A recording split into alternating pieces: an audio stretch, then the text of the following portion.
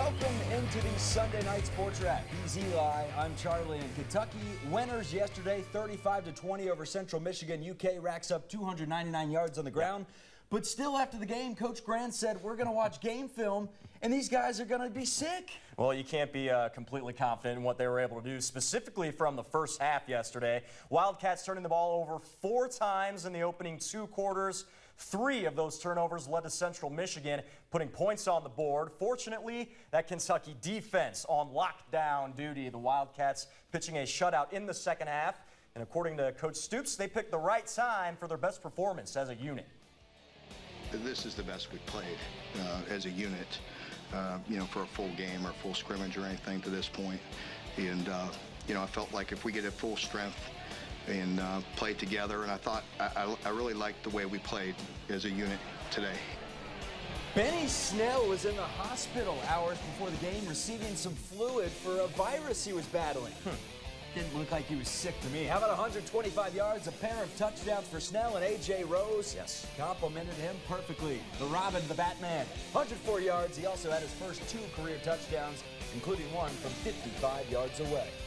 And so I'm going to talk about some of the newest scholarship players and their performances yesterday.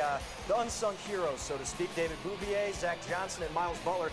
Bouvier had the go-ahead touchdown just before halftime, 3 catches for 48 yards. And Zach Johnson on special teams getting a big hit there in the 3rd quarter. That was one of 2 special teams tackles he had on the afternoon. And of course, you can't forget the kicker. It's Miles Butler nailing all 5 of his extra points. Well, you could get rid of the stat sheet from Central Michigan. It's now time to turn our attention to SEC play and the Florida Gators, who are coming off a 53-6 win in the Swamp over Charleston Southern. And it's asked every year, but can this streak that's gone on forever be snapped? Well, you look forward to it every year, but it's been 31 straight matchups that have gone in favor of the Gators, including last year's, which Kentucky had plenty of chances to win. The Gators, of course, are under first-year head coach Dan Mullen, who left Mississippi State in the SEC West to join the SEC East. Well, Charlie, this has been a one-sided series for a long time. You mentioned 31 straight losses. Yeah, back in the early 1900s, Kentucky actually dominated the series, but it's not the 1900s anymore. Since 1960, it's been all Florida, 48-5 in that time span. Recently, though, it's been tight. 3 of the last 4 have been decided by less than a touchdown.